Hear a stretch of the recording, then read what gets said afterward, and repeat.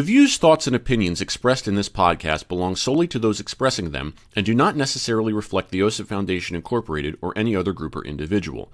This podcast may contain dialogue or subject material that could be considered for mature audiences only. All aspects of how you play the game and the OSIP Foundation Incorporated are protected by copyright and other state and federal intellectual property laws. Unauthorized use without the express written consent of the OSIP Foundation Incorporated is strictly prohibited. If you're interested in sponsoring How You Play the Game, please email us at podcast@osipfoundation.org. Your sponsorship may be tax deductible.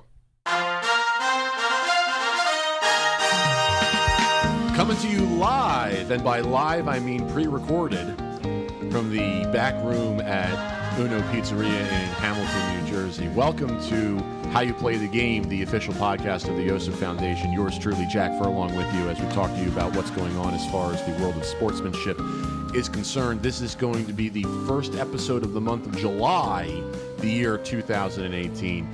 Glad you can be with us as we talk to you. We have a very special episode today. That's why we're here at Uno in the back room, sharing some food, and some of us have already imbibed a little bit, and that's probably going to make this podcast funnier, or it's going to get us canceled. So either one. So that's fine. The producer engineer is Mr. Sean Ryan. Sean, welcome. How are you? I'm great. How are you? Oh, just peachy. I'm not as hoarse as some people are yet. Well, I'm always You're always horse. horse. This is the horse side of the table. Yeah. But at least I didn't do shots of mouthwash in college. So Yeah. All right. Okay. So anyway, so today's episode really special because what we're doing is we have brought together some guys from the local baseball scene to recount an incident that occurred and to celebrate the sportsmanship that occurred as a result of this. It wasn't necessarily, the incident in itself that we'll get into might not be good sportsmanship, but what indirectly occurred as a result of it was so beautiful that we said we got to get the guys on. We got to highlight this, and we got to show our listeners and our audience that this good is still out there, and we want people to know that it's there. We're pulling for it. We're trying to highlight it, and hopefully maybe everyone walks away a little teary-eyed as a result. Now, that's probably a stretch, but we do what we can. So let me introduce the guests today. Across from me, one of my umpire colleagues. And I got to ask you this, Bobby. What is the exact pronunciation of your last name? The exact pronunciation of my last name is Ricciardi. Ricciardi. Okay, Yes. It's not Riccardi. Nope, it's Ricciardi. Okay. CC goes to a CH. Okay. The real Paisan way. I have lost so much sleep thinking about this, and then of course when I'm thinking like I got to ask him this before the show starts, instead I made the executive decision to have 2 beers instead. So It's a great decision. Okay, as long as you back me on this. I concur. You concur too? Yes. All right. 3 out of 4. Hey, I'm batting 750 now. That gets me into the Hall of Fame. Okay? So, Great. yeah, fantastic. And to my right, the youngest man here with no gray hair, mainly because it's all red, and he's constantly reminding us of how old we are as a result. Mr. Let me make sure I get this right. Where did it go? Paul Cooke? Yeah, that's right. Okay. that silent E at the end of your name. Yeah, I've I lost get so I get much Cookie a sleep lot. as a result of this. You see what I did there? I brought it back. I'll stop now. Okay. Overblowing the channel strip. That's okay. That's okay. You just do you. Our producer engineer Sean has to keep going back and adjusting the levels. I'll edit it in post. Or It's as fine. we call it in layman's terms, his job. Hey, listen. So, You make it pretty difficult. I think you just made it difficult. I know. between I you, just so. did. I know. All right, as long as you know. Don't worry. I could fix it. All right, good. All right. So let's jump right into it with Paul and Bobby here. To give you an overview of what happened. So Bobby's an umpire. Paul is graduating. Or did you graduate already? Graduate Friday. Friday, okay. Congrats. Which will be Thank you. Which will be Congratulations. about Thank you. 2 weeks after this episode airs, or So you have graduated already, according to when this episode goes. Calendars. They're just diagrams of dates. And It's difficult. It's very difficult for me. Okay, I have a master's in music. Don't judge me. So you have just graduated from Princeton High School. Yes. Okay. So in a nutshell, what we're going to get into here is Bobby was working a game where Paul was playing in it. Paul got ejected from the game, and after the game, there was an apology issued, and the whole thing became so noteworthy because of it that we wanted to bring the guys here, talk about it, break some bread, and really just have us all kind of leave with a good taste in our mouths as a result of it. So let's start by kind of setting the background a little bit, learning a little bit about our guest. Paul, I'll start with you because you're the youngest one here. So I've got here in my notes that I copied and pasted from what you sent me because that's how technology works. So you're a 4-year varsity letterman at Princeton. I am. You're going to Swarthmore next year to continue to play. Yes. Okay. These are here are these stats. This was all from 4 years at Princeton. Ready? 415 career batting average, 115 career hits, and over 60 RBIs. Is that correct? It is. Okay. Yeah. Someone sign him up now. Okay. This. Jeez, oh man. That's okay. I don't even have words for that. I should ask you, what's your on base percentage? Do you know? No, I do not know. Okay, so epic fail on Paul's part. All right. So first base and right field also pitch. I do. Okay, so you're a lefty, right? I am. There yeah. you go. So have left arm will Southpaw. travel. Exactly. So look for Paul in the majors in a couple of years. With a suitcase behind him, just jumping from team to team, just Yeah. saying, "I'll go wherever you want me to." Pitch to one batter a game. One batter, exactly. He's a loogie. Like Ron Vallone. Exactly, except without the steroids. Right. Right. Yeah. Yeah. So okay. So that's Paul. Bobby, on the other hand, now Bobby, you have been umpiring since you were 13. Yes. You're just wrapping your third year This is my third full year with DVUA. With DVUA, Okay. yes. So you had a major majority varsity game. This was my first year where I Okay. had a pretty much Right.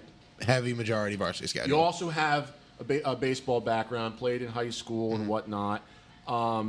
You've kind of been driven, as we all have, to stay a part of the game by umpiring. When time runs out in our proverbial playing days, this is the best opportunity to continue to be on the field and whatnot. So you've really kind of come full circle, as we all have in the world of umpiring.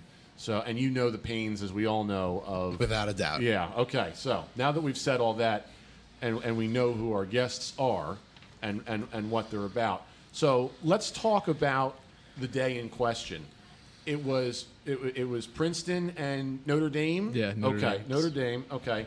Talk to me about the setup of the game. Where were we in the game? You told me that it was a double header that day as well. Second It game was of the doubleheader. back end of a doubleheader. I was only working the back end. I did Okay. not work the front end of And the you doubleheader. had the plate on this game. I had the plate on the back end. Okay. Yes. Talk to me about where we were in the game as this had approached. Approximate innings, score, any details like that you can remember. Yeah, so we're up 2-1, top 7, or actually no, bottom 6. was bottom six. Yeah, it was You were the bottom home six. team the We were second home game for the team, second game of the doubleheader, doubleheader. And we're up 2-1, man in scoring position, Okay. and then I'm up there, 2 outs. Were you having a decent game so far, Paul? I was at that point. I was 3 for 3, and I had my last at bat. I had hit a triple and then scored. So that was the first run of the game for either team. So that made it 1-0. What kind of game were you having, Paul, with your strike zone? I thought I was having a very good game Okay. behind the plate. I thought it was just, Jack, you have good days, you have bad days. Oh, absolutely. Things were moving very slow for me, and when you're behind the plate, that's about as good as it can get. When things are moving slow, I felt my timing was good. I just thought I was seeing the ball real well that day. It's basically the equivalent of when you're a hitter. Pretty much, yeah. and you're seeing the ball. The ball looks like it's coming in like a beach ball. Exactly. You It know, just doesn't matter if the kid's throwing 90. You can see it coming in, and you're just like, I got this. exactly. You got it. Just relax, track the ball from the hand all the way into the glove. So, as I'm going through all of this, the incident that occurred was a strikeout looking. Is that correct? Yes. Okay. So strikeout looking of Paul, and you do the automatic in our eyes of drawing the line in the sand, which, as we've noted in our pre-production notes, got you a lot of hilarious jokes about lines from your teammates and whatnot. Yes, especially one in particular, Owen Seals. What did he? No, he say? was a pro at it. He had quite a few up his sleeve. You got any you want to share? Well, he said that we're gonna have a special captain's practice at Valley where we were gonna all practice drawing straighter lines. He thought that might help in the future. Among other things, but. Oh man, this is the equivalent to when someone will call in to Mike Francesa and constantly make falling asleep references. Yeah. That game was a real snooze fest, wasn't it? So, and for those of you who don't know, who are listening, as umpires, one of the automatics for ejection is when you get shown up, and this is a way that umpires get shown up. You can little inside umpiring.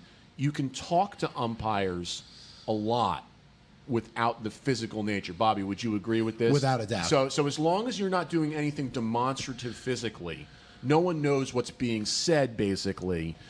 So you have a little bit more of a leash that way. Exactly. You know? My biggest thing as an umpire is if me and you are having a conversation and only me and you know what is being said, I will let you say your piece. Right. Obviously within reason. Right. But once you start, if you start, waving, flailing your arms, doing the pointing in the face. Yeah, the pointing in the once you start doing that, you're gonna end up punching your own ticket sooner rather than later. Right. So and same thing with like when you make it personal, Yes. like when you can say that call was bleeping horrible, but you can't say you're bleeping horrible, because now you've made it personal and that's automatic. Now in fairness, also when you're in high school baseball, if you're going to use any word that would go where bleep would go, that's probably also going to at the very least.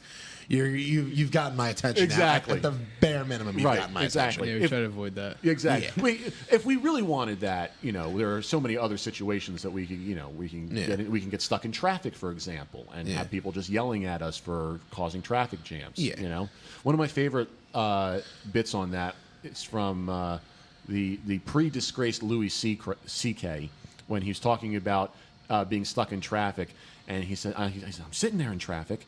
And the guy behind me just gets out of his car and just starts yelling at me, just go already. And I literally had to get back, turn around and look at him and go, I can't go because the cars in front of me are solid. So, that's not how that works. We were talking about earlier, Jack. That's what it feels like umpiring. Right. It's just a state of matter. Right. Sometimes you just want to say, when you hear a yell from the dugout, how the hell is he? Well, he's out because the ball beat him. Right, because the ball. He was not on the white square. It seems so simple sometimes. Right. And listen, we've all played before, and we joke about it. We understand sometimes there's a need for coaches to vent, and I have no issues with that. But it's how they do it. Right. Like I said, if you want to come, say your piece, move on, and then we can all be cordial once you're done saying your piece. That's totally fine. Right. It's just there are certain actions or certain things that you say that are just immediately you're going to regret saying it. Especially if you don't know the difference between a solid, a liquid, and a gas, or a plasma for that matter. Yeah, the fourth state of matter. Exactly, yeah. This is important stuff. You're going to need this when you go to college. Yeah, okay? yeah. You have any idea what you're going to major in, by the way? Yeah, I'm going to do political science and pre-law, so so you're hopefully gonna not too much of the states of matter. You're going to be one of those guys who's already smarter and better than everything at us. Okay, that's all we need to know is all right. So anyway, back on topic. So in this case, Paul does the automatic of drawing the line in the sand, demonstrating where he thinks the pitch was that struck him out. It earned the ejection. I think the first thing I'm going to ask you, Paul, is can you talk about the frustration that kind of led to that? Like I'm not asking you to justify it, but talk about kind of the experience that you were feeling or anything like that possibly could have caused you to decide to do that. Yeah, so I mean, it was obviously a close game, and at that point the game had gotten pretty emotional. I think on both sides we had been going at each other since the beginning of the day, and it kind of reached a tipping point when we had that 2-run rally, and then they kind of came back and got a run without a hit because our guy threw a no-hitter. But anyway, in the bottom of that, throw that in. That I do. Yeah, Teddy Durbin threw a no-hitter. Not a big deal. Yeah. Anyway, so guy on second base there, 2 outs, and what happened earlier in the at bat, he had walked right before me, and then he stole second on a curveball, which I had taken for a strike to try to get him into scoring position because he had the base pretty much standing up. So I thought it would be really good for our guy going out there with a 2-run lead, a little bit of leeway, especially since he was kind of up against that pitch limit. So I knew he might be a little bit fatigued. So just giving him that extra insurance policy there, I thought would be a really good thing. And going down looking is probably the worst thing you can do in that situation. Right. You always want to try. If you're going to go down, you take the bat off your shoulder. Exactly. So pretty frustrated there, just because of that. And I'd been feeling really good at the plate and seen the ball really well. And I saw that pitch well. And so at that point I was just really frustrated that I couldn't get my teammate in. What do you think about the idea of what a lot of young athletes go through, in not only just in that situation, but also in that point in life? I mean, you're about to go to college, so you're in that zone right now of the latter half of adolescence as you approach young adulthood and whatnot. And I think I'm sure that Bobby would agree that we see a lot of this in young athletes. There's an exuberance. There's a like a healthy aggression. I don't know if I would call it arrogance. I would just call it like a enthusiasm, like a dedicated enthusiasm. Mm-hmm. Do you think that, or what would your thought on that be from the standpoint of how that kind of appears in like a varsity sport, regardless of what it is? Is that a healthy thing? Do you think does it need to be controlled? I mean, what? How could you comment on that per se, as someone who has lived it? Yeah. So I mean, kind of from my own personal experience going into the season this year, we made it a point to try to approach the game with that healthy aggression that you're talking about, and for the most part, it really worked well for us. Everyone was really engaged, whether it be guys playing or even our bench players contributed a lot to every win, just being an emotional, vocal presence from the bench. And I think that that kind of aggression helps you bond as a team, but then also it makes you more focused during the game. Now, of course, there is kind of there's a threshold where it becomes less healthy, and I think that you kind of just have to feel that out for yourself. And that, I think, is what you're kind of talking about, what the young athlete goes through, is that feeling out process of, all right, how far can I go? Like, what's going to be healthy for me? What's going to, keep me in the game versus, what's going to kind of lead to my downfall there. And I think that throughout the year, like, we as a team and me as a player kind of had that growing process. But then by the end of the year, we had really figured it out, and that aggression really helped us kind of through our postseason run. And I think the excellent point there is that the healthy aggression, there's nothing wrong with it per se when it's used properly. Mm-hmm. You can be aggressive, you can be like really into a game and still play the game the right way, be good sports about it, not show up the other team, umpires, anything like that. And I think that you really hit on something there that, when we talk a lot about sportsmanship, I think one of the misconceptions is that like we're trying to contain that, we're trying to downplay that, and that's really not the case. We want players to leave it all out on the field. We want everyone to play their hardest and whatnot. It's a matter of the ins and outs of how you do that defines how what kind of a sportsman you really are.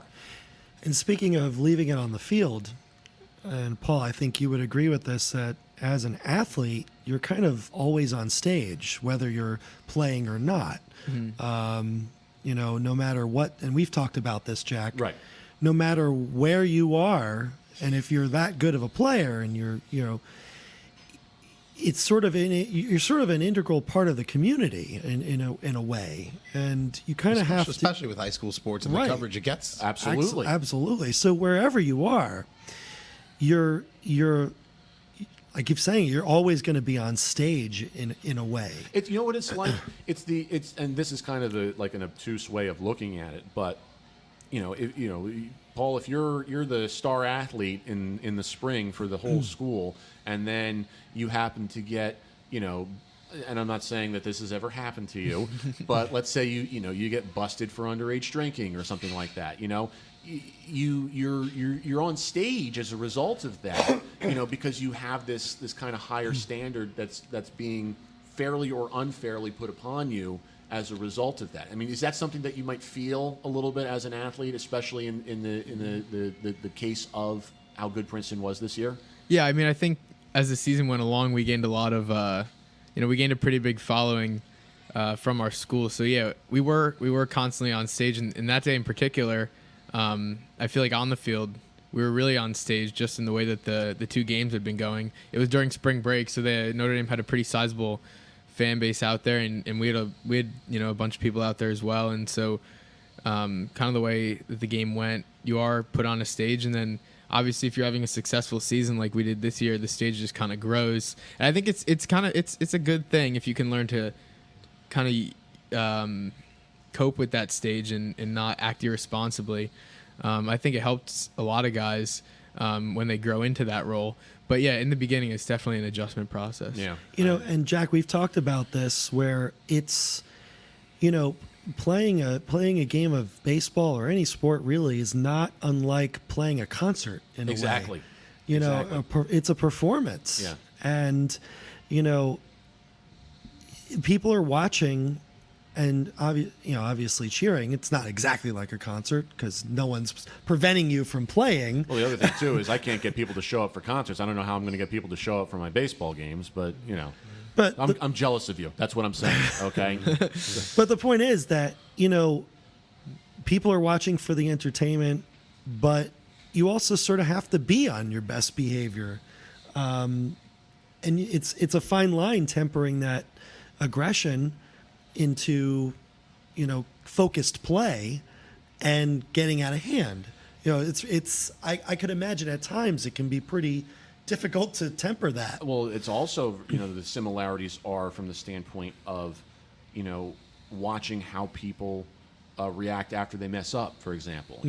Whether you strike out or not is kind of the equivalent of if you play Like if you're throwing equipment or something. Exactly. Yeah. So it's a matter of how are you going to react to that mistake that you might have made, or is this person going to buckle under the pressure? It's not about the mistake; it's about the recovery. Exactly. It's like I can't tell you how many times, I walk out on stage doing a gig, and I'm nervous as heck, and I got to work to not buckle under that pressure. It's kind of the same thing as like, okay, your team's down a run in the bottom of the ninth, and you're and there's 2 outs, and you're coming to the plate, and you're like, how am I gonna react to this?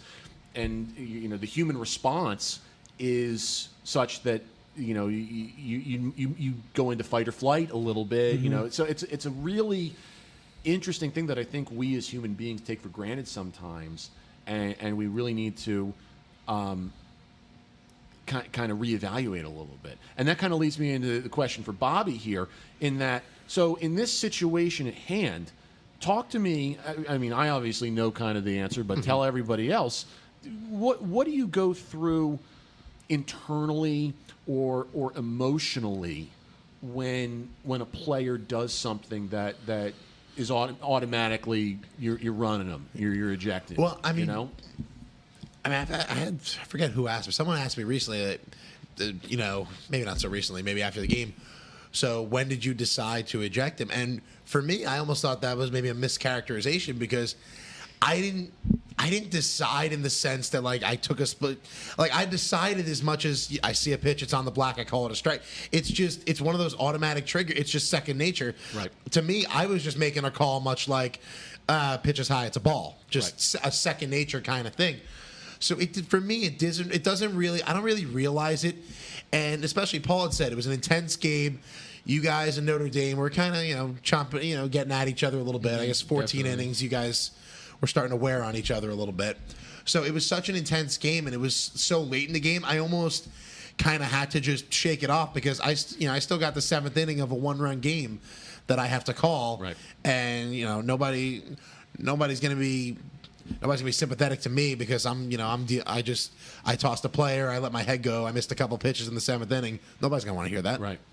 Have you ever been in a situation where something like that has occurred, though? Like I can recall a number of times in my career as an umpire where, I either gotta run someone or I gotta do something like that. I gotta lay the law down, and then I gotta immediately switch back into officiating mode.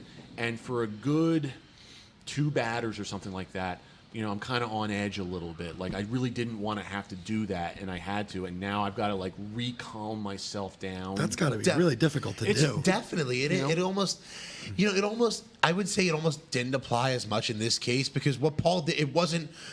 He didn't say a word. It wasn't anything. It wasn't malicious. It wasn't something where there was a back and forth that now. I mean, even though when you have a back and forth with a coach and you end up ejecting them, even though they're obviously you should be muzzling yourself much more than the coaches. You still got a little fire burden in you, you know, thinking, because you're dealing with a person who's yelling at you most times inches from your face, and plus you're thinking of all those things in your head that you really want to say but you can't. Right. But I would say not so much in this case. I felt the need, but I've definitely had it where I've had an ejection. I've been a little. Actually, I remember a couple of years ago. I remember this. It was a freezing October night, and I had an ejection. Guy was yelling at me in my face, and I kept my cool. I was pretty calm, but the visible indicator for me was it was like 35 degrees that night. And I go back behind the plate the next inning, and I realize like I'm sweating bullets. Like it's hot. It's It's just that, and you gotta just deep breath, calm yourself down. Next pitch is the most important. Doesn't matter what happened before. You just gotta slow it down and get your pitches right. It's kind of like the one time that, and I don't endorse this at all, except in this one situation where in that water bottle you need a nice lager just waiting for you, and you need to go touch that real quick. You almost need. So a guy I know, he said something like he was my partner for that game. He said he's like, when that happens, like Jack, when you see a new pitcher when you're an umpire, right? What's the first thing you do when he comes out to warm up? What do you do if it's a new pitcher, first pitcher of the game? Well, the first thing I do is I change my pants because I've already soiled myself. Yeah, but and then after that you go and you watch a couple pitches, right? And my partner said something like that. He goes, "Hey, listen, in the future, just go watch a couple pitches, get yourself back in that sort of temperament, see the ball again, and forget it." And for me, I thought that was a great idea. Yeah, no, it's because we don't think of that automatically. I think just as human beings necessarily, we're kind of like usually like stuck in that moment a little bit, assessing what just happened as human beings, as creatures. Exactly. And you're almost like for me, on that example, I didn't have time to do that because strikeout, the ejection. I now have Dave and Gold, the head coach and the assistant coach at Princeton. I now have them coming down asking what. I'm not sure if Goldie saw it. I know for a fact Dave didn't see it. Right. I now have them coming down saying what happened, what's this. So my entire in between innings was taken up by just telling them what happened. Right. And then after that, once they're done, well, now I got to go to my lineup card because I gotta write stuff down. I gotta just get ready to file a report. Yeah, it's gonna be really bad. It's gonna be really bad if I forget who it is. And, right. Yeah. Then I look terrible, or God forbid I click the wrong or put the wrong number in on that NJSIA report. Right. Then some innocent kid's sitting down for 2 games. Numbers are difficult. Yeah. It's a base 10 system. 1, 2, 3, 7, 9. Yeah. So by the time I'm done talking to Goldie, talking to Dave, circling my lineup card, warm-up pitches are done. Ball was thrown down, top of the 7th, one run game. Like, right? Yeah. Let's go. You're back in the fire here. Yeah. So I got a question. Okay. So after a while, if the game gets really long, right? Do umpires have like a highway hypnosis? Like when you're on the highway for a long time and you're driving and you're just kind of things start getting a little blurry, like the lines. I know for a fact I've experienced that. Yes. I wouldn't say that it's an exact science, but to give you an example, probably about 5+ years ago, I was doing this playoff game for like an above 18, like an 18 to 23 league in PA. It was down in Ben Salem. And this game went 13 innings, 4+ hours, and I ran out of water at the 7th inning. So, and I had coaches and players yelling at me, and finally, like, I just got to a point where I lost it because that's what was happening. Like I'm missing close pitches. It just wasn't clicking at all, and I was finally just like, guys, I'm out of water. It's the 10th inning. We've been here for God knows how long. Everyone just stop.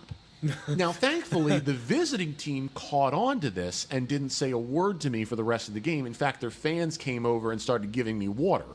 But the home team... That's nice. Yeah, that was nice of them. That is nice. The home team just wasn't having it. And this is the same place where about a year later, I had to terminate a game due to an ejection and had to call the cops just to be protected while I went back to my car to change. I've been there. It's not fun. No, it's not, right? It's not fun. It's not. I mean, and there's a level of ridiculousness that comes into this, which is. And the sad thing, I mean, if you go around the Delaware meeting, all the guys who have been doing it for a while, who do not even high school, it's mostly at the youth travel level, not exclusively, but mostly. Right. Yeah. And you ask those guys who have done those levels, I'd say the vast majority will tell you at some point they have genuinely feared for their safety on the ball field. And that's not right. They all have a story. They That's all really have a story, sad. you know. Especially at that level, like at a youth level. Yeah. Well, the youth level is worse than the high school level because the high school level there's consequences, there's a governing body.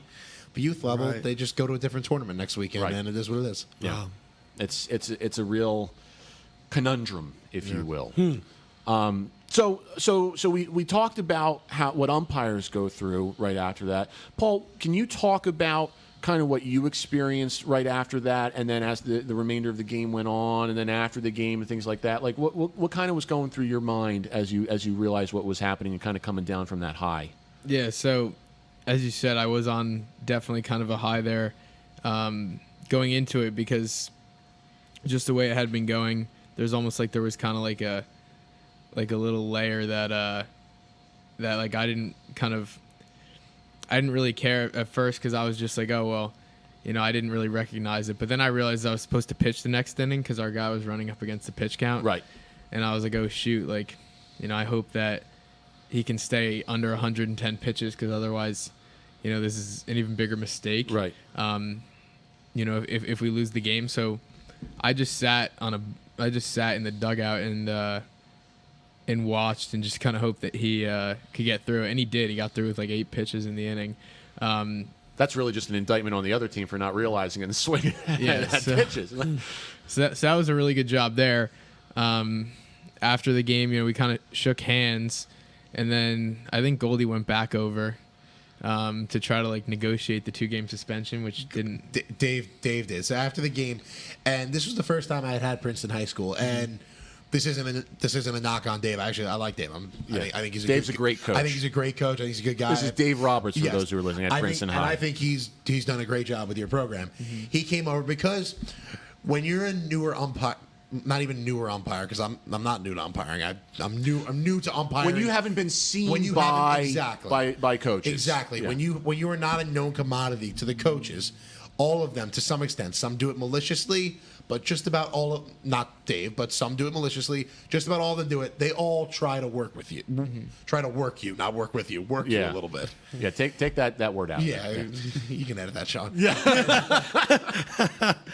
So Dave came over because I'm trying to think. Because right after the ejection, Dave came down. We had a brief discussion, pretty much that, and then I think you never came back to me. You didn't say a word to me. No, I was in the post game huddle there. Yeah, and even right after the strikeout, you didn't say anything because I was walking away from you because Jacqueline, that little umpiring thing. When you bring someone up to end the inning, you walk the opposite way that they're going. Right. Always. So you were lefty. You were going to the third base dugout. I was just going to walk up the first base line and, you know. And if you're wearing a Fitbit, you're getting your steps. Yeah, in, exactly. you know. Get my steps in. Look at my lineup card. Pretend Right. to write something down, and just wait out the warm-up pitches. Think things like, did I go to Wendy's twice yesterday? Yeah, I really did, didn't I? Yeah. So Dave came down. We had a conversation right after the ejection. just because Dave didn't see it. I told him he did. Okay, all that. Goldie and I talked for probably a little bit longer, and then Goldie went back to the dugout. And then top of the 7th, your pitcher breezed through. Game was over. It really was a great game. It was probably the best game I had this year. It was well played, crisp, quick game, 2-1, good pitching. And so I was about to walk off the field with my partner, Tony Benedetto, veteran umpire. Jacked for being in his 60s. Yes, guy's in very good shape. Yeah. And Dave said something like, Bobby, I need to talk to you for a second. And he also, he wasn't mean about it, because if he was mean about it, I would have just left and went home. Yeah. So I'm like, all right, I'll sit here. So he goes, and I mean, knowing Dave now, I know he kind of knew he was grasping at straws a little bit. Right. He's like, all right, so you just restricted him, right? Like he'll be back tomorrow. I'm like, Dave, no, he was not restricted. He was disqualified. And he said something like, well, what do you mean he was disqualified? Like you restricted him, right? No, Dave, I didn't restrict him. I disqualified him. And I know deep down he doesn't believe that. Like he saw me. I did the whole, Yeah. And so after he kind of made a comment, he's like, for my first time seeing you, and you're sitting my senior captain down for 2 games. And I think Tony jumped in and said something like, listen, Dave, you can't, it is what it is. A decision was made. It draws a line. It has to be an ejection. Right. And then, Dave backed out. I go, okay, all right. And he was, like I said, he was never malicious, never disrespectful. But there was that obvious angle of, I don't know this umpire. Let's see what I can get here. Right. And if I was a coach, why wouldn't I do what I can? Right. It makes you wonder a little bit, what goes through the mind of some people when they try and get whatever angle they can. You understand why they're doing it. They're obviously doing it to protect their player. They're obviously trying to gain I have no problem with Dave did. I would have done it if I was manager. whatever advantage they can that's well within the limits of the law, et cetera. But at the same time, you're almost there's that moral code that kind of kicks up, and you're like, you know what happened. Oh, without a doubt. So I know that's for me personally.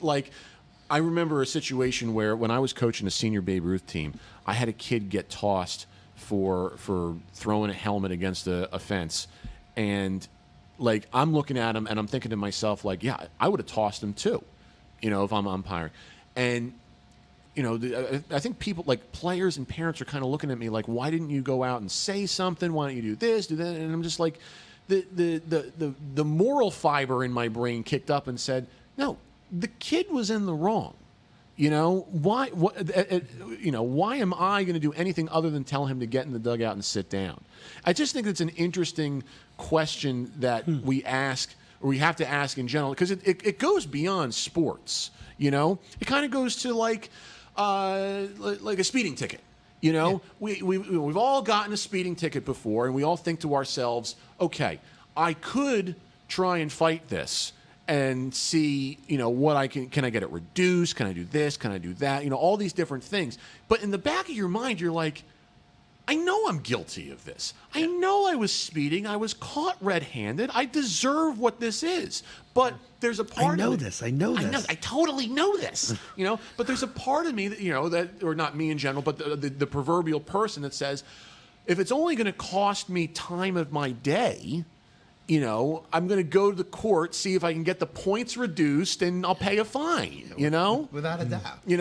And, my thing in that scenario was, and maybe this was just a little more on the umpire side, part of me wonders, has that ever worked on an umpire? That's a good question. Has it ever worked? Yeah. It had to. Maybe it has worked, and that's why it's done so frequently. It's passed down through the annals of time. Yeah. Maybe, listen. Yeah. And I guess if it's worked once, it's worth a shot. But so that was the immediate aftermath of the game. Right. And after that, I walked off, just get unchanged. It was a freezing April day. Take off the 12 layers I had on. Oh, only 12? Yeah. Okay. Yeah. It was a great weather. I was going to say, it's people like you that keep Under Armour in business. So, what? You have something? Their stock is going up. Obviously, because of this podcast, right? Yeah, well, of course. Yeah. Same question to both of you. I don't care who answers in what order. Was there anything that after, like we just talked about what immediately happened after the game. Was there anything that you had to do to unwind or kind of like sit back and reflect on it? And anything specific that stands out in your mind where you're just like, like maybe you're driving home and you're just like, oh my God, did that just happen? Or you get home and you look at yourself in the mirror and you go, what the hell was that? Were there any types of those moments or thoughts or anything like that kind of ran through your head? Yeah, I think so. I mean, like I said, during the game, I was kind of bulletproof. Like I wasn't really. You're on that aggression high. Exactly. Yeah. And you're still your team is in a close game. Exactly. 2-1. Yeah. And you got a pitcher who's throwing a gem out there. Yeah. So then after the game, bit of relief that he was able to finish off the no-hitter Right. there. And then kind of on the bus ride home, we were pleased that we beat him the second game. We were a little bit disappointed that we hadn't swept the doubleheader. So the bus was loud, but not as loud as it could have been. Right. And so then I was like, oh shoot, like we play Lawrenceville tomorrow. We play Trenton on Tuesday. Like I'm going to be down for those games. And so, I didn't know that the line thing wasn't automatic at the time. Right. Well, But- not many people do, in fairness, too. Unless you pretty much on umpiring or higher level coaching side, you really don't know because in and of itself, it's not the most malicious act. Right. Yeah. So, but then when I talked to Goldie, our assistant coach, who's also an umpire, Right. He kind of told me, he's like, yeah, you're going to get banged for that every time. Yeah. So I was like, all right, well, first of all, I won't do it again then. That's important. But then I kind of realized, and this is the kind of the healthy aggression adjustment, feeling it out that you're talking about earlier. And I think that was a big moment for me in the season, knowing that, okay, like it got to a point where I was effective, but then I kind of crossed over into, not being effective in the fact that I wasn't allowed to play the top of the seventh and wasn't going to play the next 2 days. So yeah, a little bit of self-reflection there in terms of, all right, how am I going to, treat these situations in the future? Because we had quite a few more that were very similar to that. Right. And I think the other thing too is that you kind of talked about it a little bit of the bittersweet moment and whatnot. You kind of put it in context of I hurt the team and things like that. I mean, the NJSIA has the rule where 3 ejections in a sport, regardless of level, and you're disqualified from postseason play. So, you could have had 2 guys tossed from a JV game, and that would have counted towards that number. So there's a lot of that goes into it. That it's kind of like the not knowing that the line gets drawn is the automatic there. There's a lot of stuff. I'll even take a step back even more, and talk about how not a lot of people know that high school baseball has a significant different set of rules than regular baseball. I remember when I played high school baseball, I never knew that there were certain things that were different from what I was watching on TV. We were talking about it before. In high school baseball, a balk is a immediate dead ball, but in every other form, it's a delayed dead ball. So if the kid hits a home run on a pitch where the pitcher balked, in every form of baseball, that home run stands, except in high school baseball. Now, explain that to a coach and a player going through this healthy aggression. They're in a zone and whatnot, and you, as the umpire who is enforcing the proper rule, has to be the bad guy. Yeah, I mean, I've used it before with not that exact situation. Whether it's weird high school rules or I've used the "don't shoot the messenger." I've used that line countless times. Yeah, I don't make the rules; I just enforce exactly. them. You know what it's like? Also, is the sunglasses rule or the well, that's just New Jersey. Or the being out in the open rule. Not behind a fence. All that kind of stuff. The eye black, one straight line. Oh my across, God! No war paint. I'm glad I never got hit for that one. Yeah, maybe. Don't tell Larry White this. I'm a little more lax with that than I should be. I'm sure he's listening to this podcast I'm sure right Larry's- now. Okay, I've actually invited him to be on the podcast. I've gotten no response. Yeah. I think he has better things to do than to talk to me, like most people in this world. So I guess I'm stuck doing it. Yeah. So I don't know what the heck you're doing. I here. don't know. You clearly don't have anything better to do. No. So he answered it. So Bobby, same question to you about the immediate, not immediately after, but unwinding later that day and kind of like understanding it and comprehending it and accepting it and things like that. Was there anything that stood out? I don't live locally in the area. I live in Monmouth County, so pretty much After every game, I have a 45-minute to an hour drive home. Right. Which I use as like my kind of time to de-stress. Because usually when I'm in the car, I'll be listening to, I'll put on like a podcast or something. Maybe How You Play the Game by the Yosef Foundation. See what I did there? That's a shameless plug. I'll leave now. Yeah, I'll put on, me. If there's nothing else on, I'll put the But Well, there we go. And there it is. But I'll use that hour to sort of just go through the game, run through a couple of key situations, things like that. Just kind of replay a couple things in my mind. And so in that game in particular, I left. Me and Tony, we walked off the field. We were parked next to each other. Like I said, I'm getting undressed, taking off the plate gear and all that stuff. And me and Tony had just started to sort of talk about it.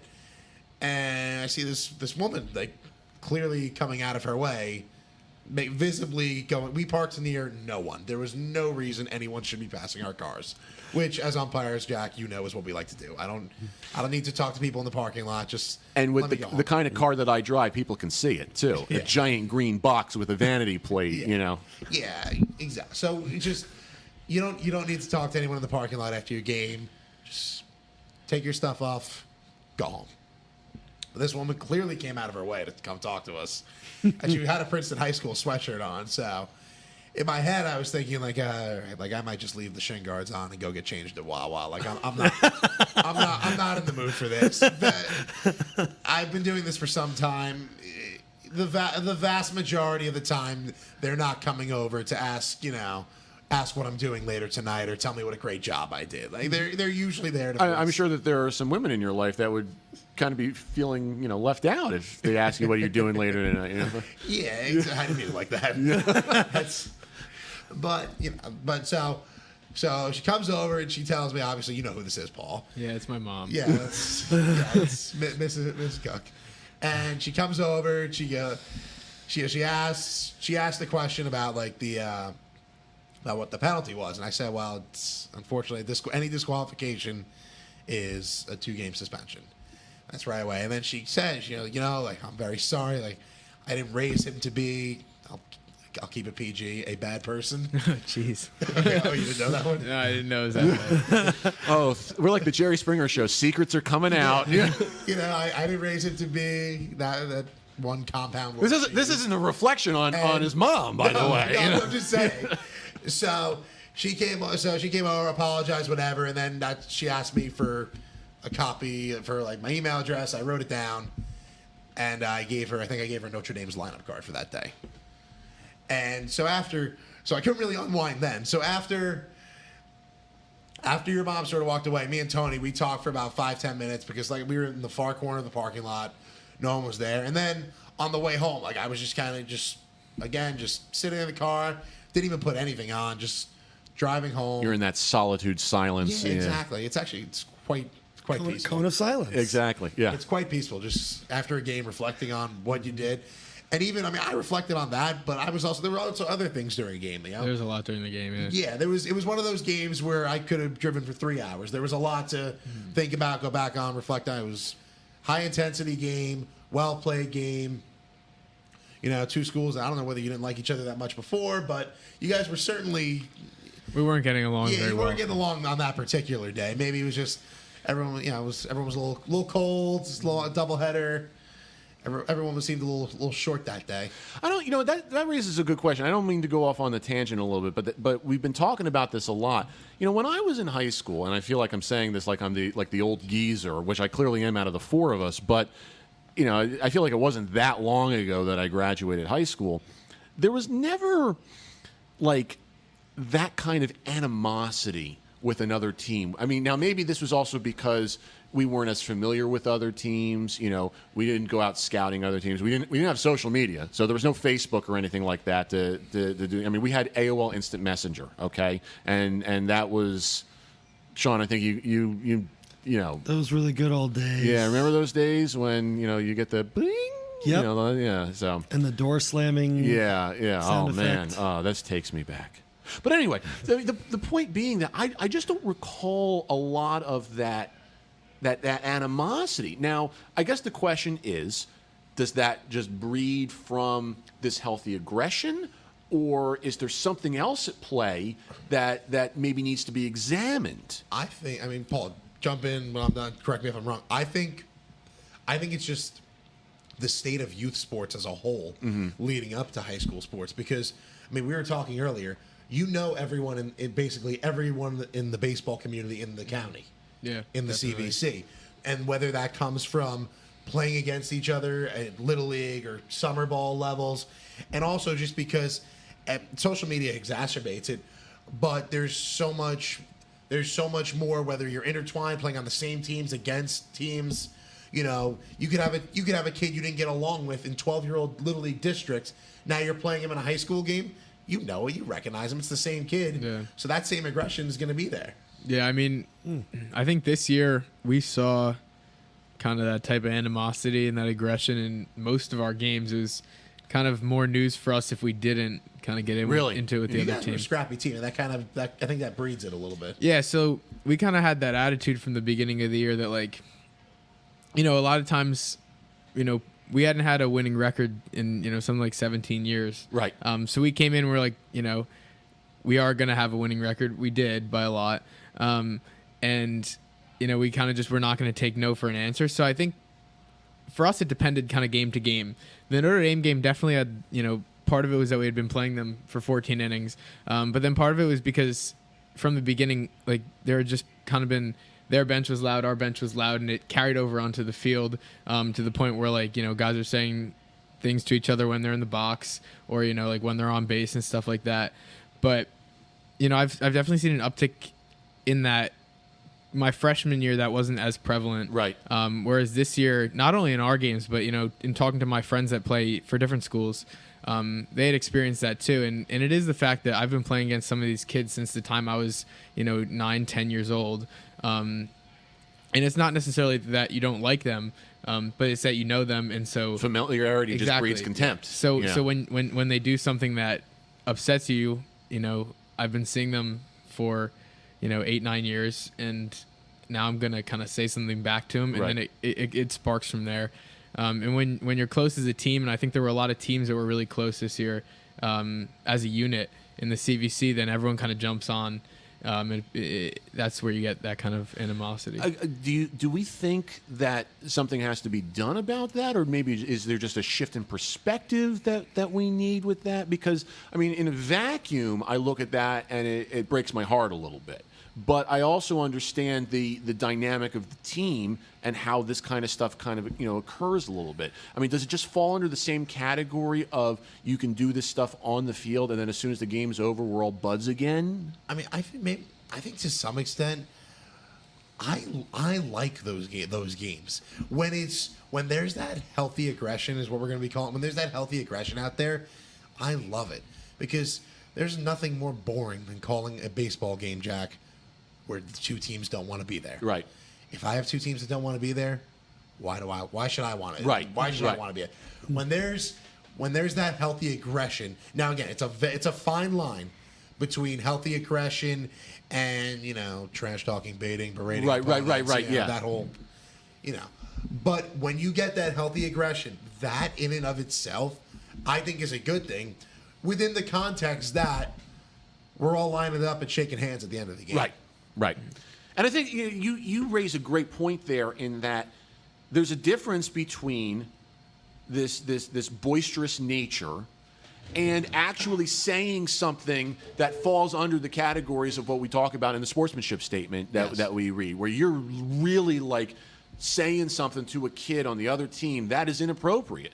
You know, like if you're behind the plate and a batter says to a catcher something about how bad his team is or something like that, you really got to, you know, and I'm being PG when I say this, you know, you really got to step in and say, guys, we need to not act like children right now, you know. But if you're just going to be boisterous and like cheer your team on, there's absolutely nothing wrong with cheering for your team. That's when you're not cheering against another team, you know. Exactly. And you're right in that it's such a fine line.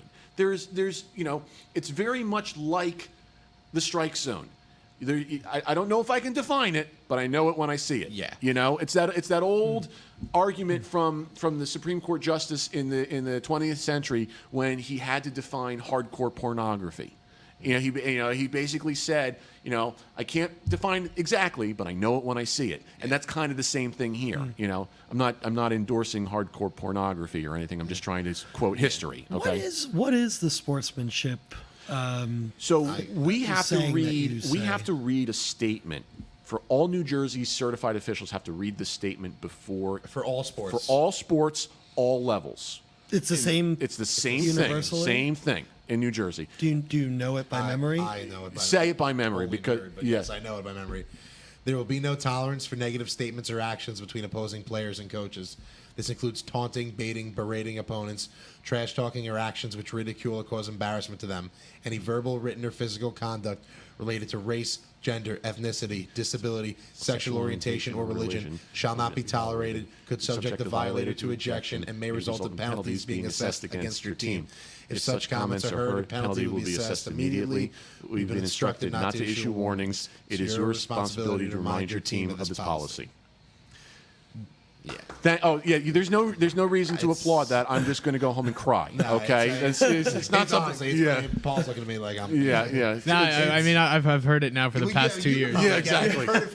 You've heard it being in plate meetings for how long now? Yeah. Well, So you have I've to read it. have the head coach and at least And one no matter player. the sport? No matter No the matter sport. the sport, no It's- matter the it's- level. It's the head That's coach good. and at least one least player one player, representative, captain, a captain or whomever, to be there. Because the idea being that when the player hears it, it's then his job to then go back to the team and say, guys, there's no tolerance for this stuff. Which I highly doubt happens. No. Yeah. But I mean, everybody hears it. So, Yeah, we've all heard it. We all just- get it. But it almost it's a legal way of saying, hey, follow the golden rule so we don't get sued. It actually, you know? Yeah, and no, not to knock the NJSIA, but when you hear it, when you hear it so often, if I ever look up during the plate meeting, nobody's listening. No, they're all nobody's yeah. listening.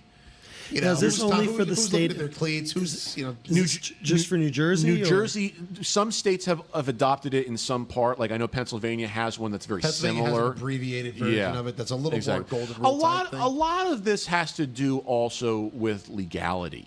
We have to say this so that, God forbid we're ever put on the stand in a lawsuit where, a lawyer's going to ask us, well, at the pregame conference, did you tell everybody that there was going to be no tolerance for this stuff? You have to say, yes, I did. I followed this procedure, and that kind of, clears you as an official from any liability, and the insurance companies then love that, So it's a little kooky, shall we say?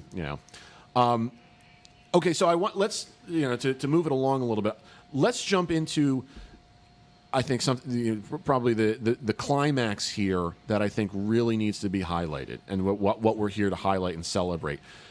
Paul, talk to me about what led you to apologize to Bobby. Like, what went into the decision, the composition, the feeling, and whatnot that said, I gotta do something about this. Yeah, so I mean, like I said, I didn't originally know that it was kind of an ejecting offense. But then when I talked to my assistant coach, he told me it was, and I was aware of that. And then the next day, head coach, Coach Roberts, called me and was like, "Listen, like that was uncalled for.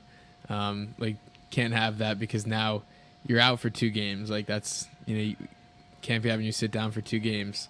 So I was like, "Yeah, okay, I understand that." My mom and my dad were also pretty annoyed.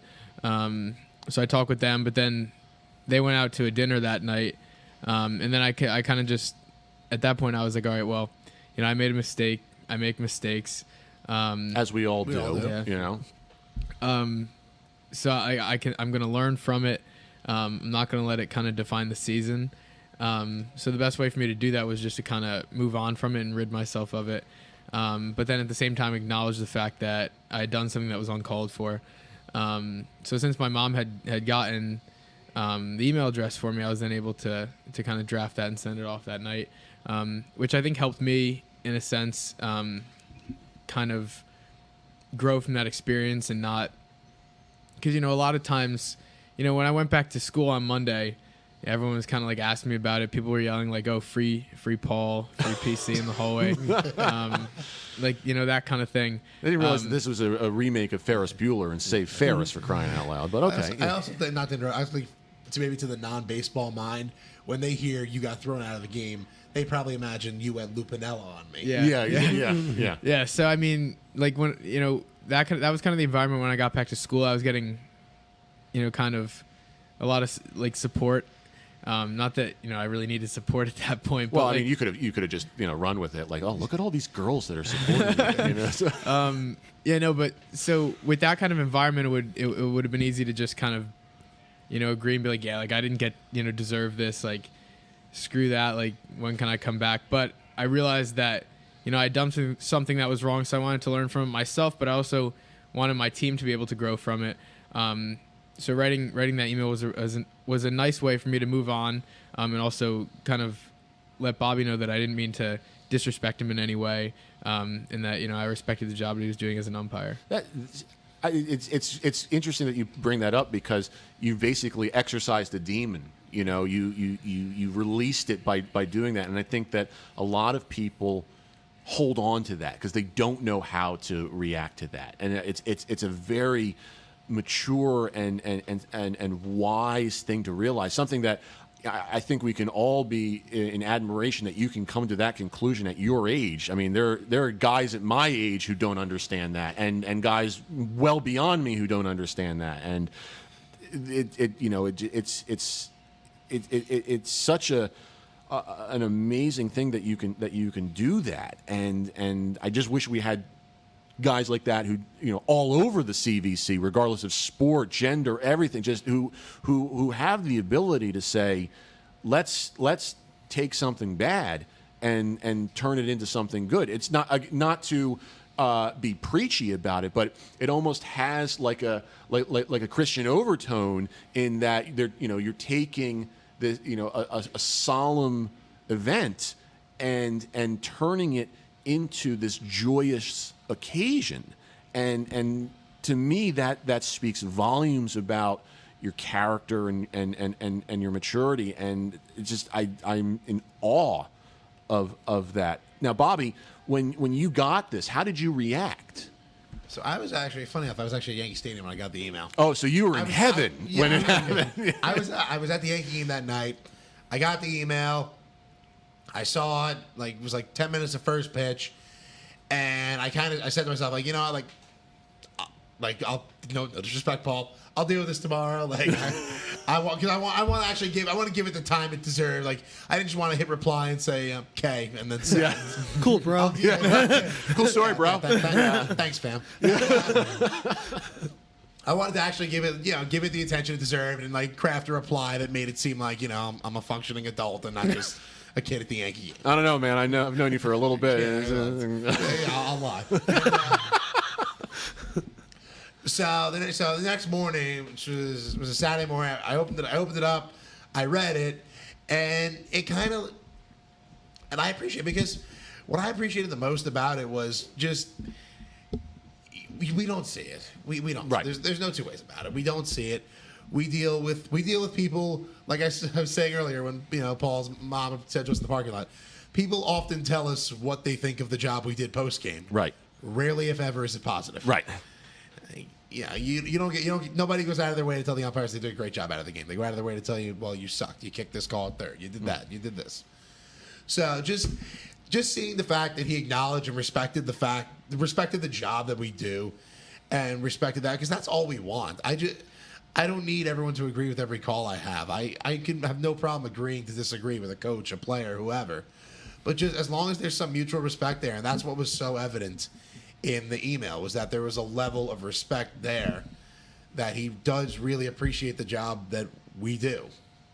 What do you think both athletes and officials can learn from this? I mean, I know that's a broad statement. It's kind of like just casting the net out. But is there something specific, like an ultimate message, like a tagline or anything from this type of a scenario that like if you were to leave people with one message from this type of incident, what, for officials or for athletes, what would you want them to walk away with if it was just one small thing, for example? Anything pop into your mind? Yeah, I mean, from the athlete perspective, it's really easy for us, when we get in that zone, and if we do something stupid, if we cross that, if we cross the line into being disrespectful during a game, it kind of does happen, and it's easy afterwards to deny that or to kind of say that it was warranted. But what I think makes you, and sometimes some people will say that apologizing for your mistake, recognizing your mistake, is kind of like a weakness thing. I disagree with that. I think that being able to recognize when you've messed up can actually only make you a better competitor in the future, because like I said, you learn and you grow from it, but then you also establish the fact that you have respect for the officials in whatever sport it is, the fact that they're out there with you, calling your game when they've got a million other things that they could be doing. I think that taking the responsibility as an athlete when you mess up can really help you. It helped me, I think, for the rest of the season in terms of moving on from that incident and then doing a lot of other great things. So for any athlete, I think what I would say to take away is that, if you make a mistake, acknowledge it and move on from it, because in the end, it's going to work out a lot better for you than just letting it fester, or even worse, kind of like glorifying it and being like, yeah, well, look at me, I'm the bad boy of the CVC. Well, now. I mean, it was obviously evident in your statistics too. I mean, if that wasn't evidence enough, I mean, if you're hitting 415 as in a career average, for crying out loud, in the season that both you as an individual and your team had, I mean, that's the proof in the pudding right there. Is that you guys achieved so much more this season than, like you said, that Princeton High had done in more than a decade. So, I mean, you guys out-achieved everyone. Nobody. You guys went on a run this year that to be frank, I'm not sure a lot of people outside of Princeton High School would have called, and that's a tremendous credit to you guys and your coaching staff. You were one game away from the county final. Is that right? I mean, that's insane, especially when you look at the teams that were in the county semis. I really think from doing, I think I had 2 of your games this year, one of which was the preliminary round of the county tournament. You could just sense, coming from the bench in general, just a vibe of, I think this team gets it. Mm-hmm. I think this team understands how not just the game works, but life works. And that's not a lot of, that's not something, even if there are high school teams that may understand it, I think a lot of kids suppress that, whether they want to or not, whether they're scared to say it because of a coach or something like that, or they're confused by it because of adolescence. They don't know how to properly express it. To have a group of kids who just exert that is something really special and real, something that should be celebrated along with all these other things that we're trying to celebrate. I guess that kind of answers the next question too, in that not just athletes and officials, but your teammates, other coaches, parents, fans, it's all the same thing. I think, you and I talk about this. The media can learn from this too. Yep. We see it all the time on telecasts or broadcasts of any professional sports event where, bashing an official is like second nature, when in reality, it's there more goes into it. It's like you were telling me about Paul O'Neill egging on the umpires. Right. And sort of fueling the fan base against the umpires. Right. And that's not helping anyone. No. And I mean, I was watching it. I think I was listening to the Mets game yesterday. Same exact thing was happening. Home plate umpire had a little bit of an inconsistent zone for whatever reason. I mean, it could have been catcher's reception of pitches were terrible. Maybe he was having a bad day. Maybe he had food poisoning. Maybe someone said something to him. I don't know. Just it could have been anything. But we as other people have to take a step back and say, okay, maybe he's having a bad day. Fine. It happens. And I think to go along with that, look, we've all had bad games on the plate. I don't want sympathy. I just want you to understand the realness behind it. Right. The fact that, listen, I didn't miss that pitch because I really don't like you and I want your team to lose. I missed the pitch because I'm having a rough day. Yeah. As much as you wouldn't yell, as much as you wouldn't yell at your kid who's trying hard, who makes an error, show me that same respect. Right. Because we as officials are, as we always say, expected to start perfect And get better from there. Which I don't know about you guys. Pretty sure that's impossible. Yeah. Here's a tough one. How would you guys respond to people who think that what happened here is unnecessary or inappropriate? I mean, is there a way that we can change the general mindset of people, or however we want to do it, just to prove that humanity is more important than competition? I mean, we're gonna something that happened recently, and we'll get into it in a later episode. I don't know if you guys saw the game, the state high school game. I think it was in Texas, where the pitcher struck out the batter, who was a friend of his. Oh yeah, went to console him instead of celebrate. And then like the people that I heard who said that. The internet erupted. And I saw it on the MLB Network, for crying out loud. Chris Russo and Bruce Shine on High Heat were like sick to their stomach over it. And I was like, when will you guys realize that competition doesn't come anywhere close to the fact that we're all in this human race together? And also, I mean, I think some perspective is needed there. It wasn't the Yankees, Red Sox, and the ALCS. Right, either. right. It was a high school game, and like we said, going back to where that animosity comes, everyone knows each other. Yeah. Whether it's on a friendship level, which obviously this was, or just on a familiarity level. When you're in these high schools, especially, I mean, like you said, Paul, you know everyone in the CBC. One way or another, you know everyone. Yeah. It's that familiarity that's there. And I thought it was great. I mean, without getting maybe like sappy, I thought it was a really cool moment. Yeah. I didn't see anything wrong with it. I mean, likewise, I'll qualify. I wouldn't have seen anything wrong if he joined in the dog pile of whatever championship they won. I wouldn't have said that was wrong in and of itself either. But I think the fact that he went to go console his friend shows an aspect that goes beyond the game. Right, right. So is there anything that we can do other than just lead by example? You know, because sportsmanship is such a weird topic with that, because we preach in the industry that the people who need the lessons on it the most are the ones that are not going to listen. So unfortunately, the only thing that we can really do is empower those who will. You know, you try and preach to these people who are terrible sports that they need to change, and they're just not listening at all. So is there a way to reach these people? I mean, if I were to poll 100 people on the street and tell them what Paul did to apologize to Bobby, are 100 people going to say that's great? And if not, is there a way to get that to 100 people? Is there even an answer to that?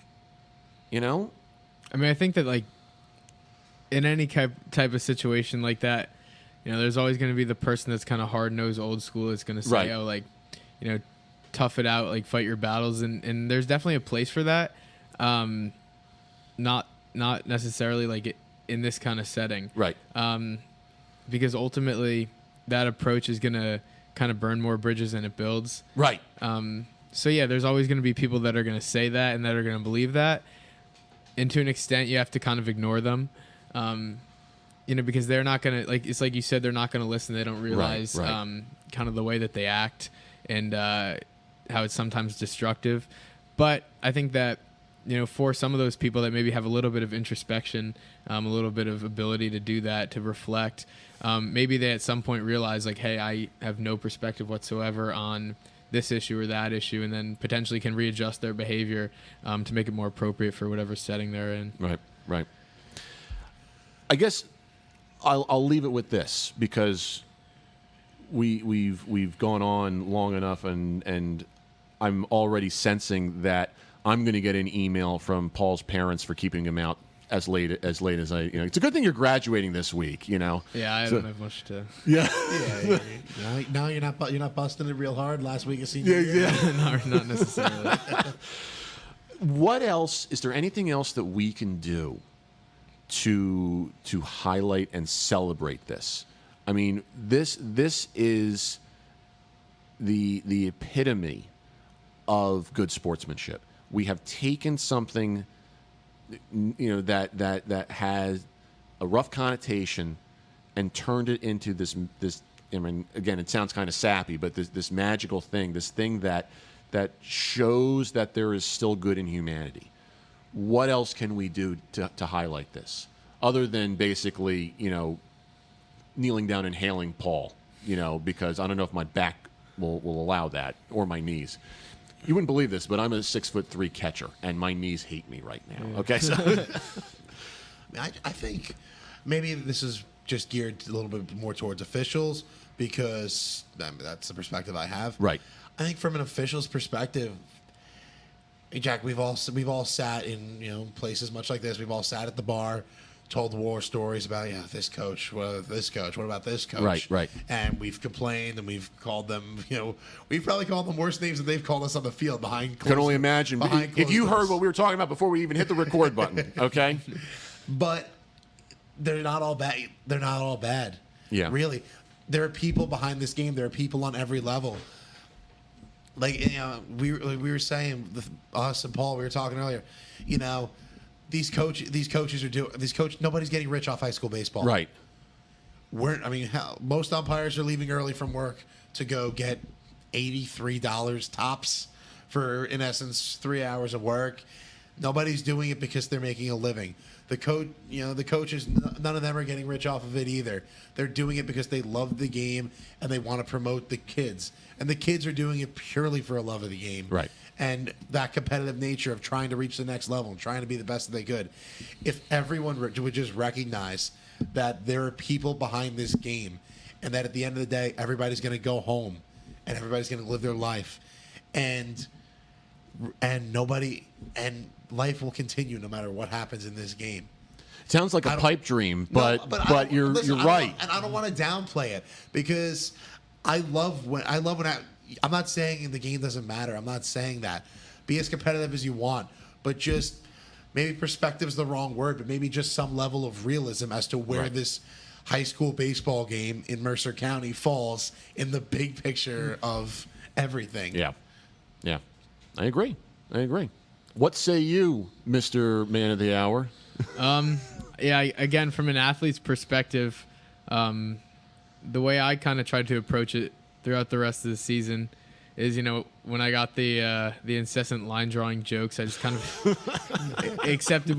We were good to roll with those a little bit, but generally, that wasn't that was really early in the season, and we had a bunch of other games where guys were not necessarily pleased with some of the calls or had gripes with the strike zone. Which happens over the course of a season. It's nothing unusual. Yeah. So my approach to that for the rest of the year was just, listen, we can't control that. It is what it is. And I think for players in any sport, like, you can't control, in baseball especially, but really in any sport, you can't control most things. So you have to control what you can control personally, and contribute what you can contribute to the team, that idea of kind of doing your job. So for the rest of the year, whenever there was any question about whether or not my teammates or my coaches were not pleased with calls or with the strike zone throughout the course of a day, I'd kind of focus myself and try to lead by example, and maybe even tell some of my guys, like, listen, we gotta that doesn't matter. It's not going to change. You getting punched out 2 innings ago on a pitch that you thought was high, they're not going to go back and unpunch you out and give you a walk. But what you can do is in your next at-bat this inning, when there's men on second and third, you can control what you can control and hit a pitch that you can drive. Because the reality is, if you're still thinking about that previous at-bat, the odds are that you're not gonna perform to the best of your ability the next time up. So I think as a player, focusing on controlling what you can control, and hoping that spreads to the rest of your teammates, leading by example, is the best approach. You just described almost the exact same thing that I had to describe to my adult league team last week. I had a situation where I had a runner at, I think it was first and second, and I went to lay down a sacrifice bunt.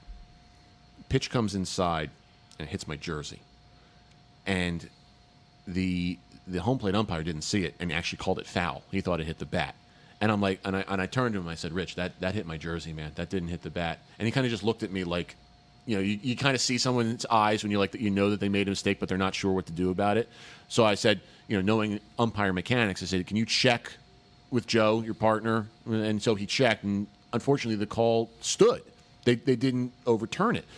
And I'm thinking to myself, oh my God, But what you just said is what happened. And I said, okay. And I got back in the box, and I ended up working a walk. And I said to my team, I said, when you focus on the bad, this bad stuff's going to happen. When a marathon runner is running a marathon and he trips over something in the ground, he doesn't stop and look at the spot where he tripped and starts yelling at the spot, crying, pointing out all the things that the spot did wrong to make him trip and whatnot. No, he gets up and he says, I got to finish this race. And that's the same exact thing here. You can't stop and look at things that you can't control. You just worry about, it's not even worrying so much as you just take care of the things that you can. And I think that's a good place to kind of put a bow on this whole thing, unless, Sean, you were looking at me like you have a thought. You're missing a Home Alone 2 reference. Oh, my God. What am I got to make a Home Alone 2 reference. Kevin? Does that work? Great. Okay. To all our listeners out there, thank you so much for joining us. Remember that you can join in the conversation. Email us at podcast@osipfoundation.org to keep the conversation going. Go to facebook.com/osipfoundation and comment. On Twitter, the handle is @osipfoundation with the hashtag #HowYouPlayTheGame. We want to hear from you. We want you to be a part of this conversation. Paul, Bobby, I can't thank you enough for being here. Thanks for being out so late as Thank well. you, guys. It's No problem. It's half past beer o'clock for me. I can tell you that much. I'm sure they want us to get out as well. So, Yeah. okay. Yep. So, guys, thank you. Good luck at Swarthmore. Yes. Okay. Best of luck. Yeah. Try not to hurt yourself. Watch out for straight lines. Okay. And Bobby, I'll see you soon when we're on the field together. So, Sean, and thank you. Thank you. So, It's been great. it's been fantastic. So everyone out there, thanks again. We'll see you in a couple of weeks, and treat everyone with respect. How You Play the Game is a production of the OSIP Foundation, Incorporated. The producer-engineer of this episode is Sean Ryan. Music by Soundspring Studio. The executive producer of How You Play the Game is Jack Furlong. For more information, visit osipfoundation.org. If you're interested in advertising on How You Play the Game, please email us at podcast@osipfoundation.org.